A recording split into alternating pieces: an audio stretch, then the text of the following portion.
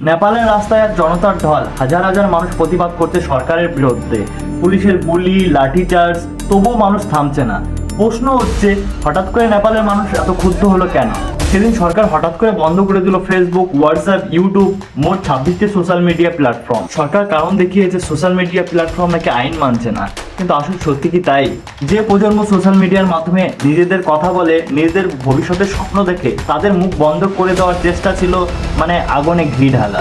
রাস্তা ভরে গেল তরুণদের স্লোগানে, কেউ হাতে বই, কেউ হাতে মোবাইল। তাদের একটাই দাবি, দুর্নীতি বন্ধ করো, স্বচ্ছ রাজনীতি চাই। কিন্তু প্রতিবাদের জবাব এলো গুলি, টিয়ার গ্যাস, লাঠির আঘাত। এখনো পর্যন্ত 20 জনেরও বেশি প্রাণ হারিয়েছেন আর হাজারেরও বেশি আহত হয়েছে। চাপ বাড়তেই প্রধানমন্ত্রী কেপি শর্মা ওলি পদত্যাগ করতে বাধ্য হলেন। সোশ্যাল মিডিয়ার উপর থেকে তুলে নেওয়া হলো নিষেধাজ্ঞা। আজ নেপালের তরুণরা প্রমাণ করেছে তারা শুধু পড়াশোনার মধ্যে সীমাবদ্ধ না, তারা রাজনীতির মঞ্চেও তাদের নিজেদের অধিকার ছিনিয়ে নিতে জানে। এই লড়াই শুধু নেপালের নয়, দক্ষিণ এশিয়ার প্রতিটি যুবকের চোখে আজ একই প্রশ্ন। আমাদের ভবিষ্যৎ কি আমরা নিজেরাই করব, নাকি দুর্নীতিগ্রস্ত রাজনীতিবিদরা আমাদের ভবিষ্যৎ কেড়ে নেবে? জেন জেড শুধু সোশ্যাল মিডিয়ার প্রজন্ম নয়, তারা পরিবর্তনের প্রজন্ম।